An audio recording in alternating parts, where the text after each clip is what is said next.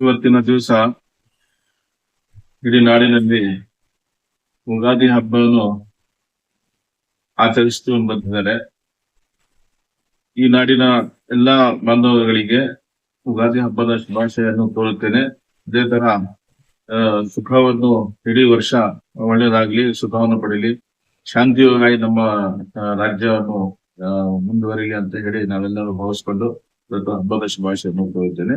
ಅದೇ ತರ ರಂಜಾನ್ ಸಹ ಇಡೀ ತಿಂಗಳು ಉಪವಾಸ ಇದ್ದೆ ಅಲ್ಲಾ ಹತ್ರ ಬೇಡ್ಕೊಂಡು ಮುಂದಿನ ದಿನಗಳಲ್ಲಿ ಒಳ್ಳೇದಾಗ್ಲಿ ಅಂತ ಹೇಳಿ ನಾವು ಭಾವಿಸ್ಕೊಂಡು ರಂಜಾನ್ ಆಗಿಸಿದ್ದೇವೆ.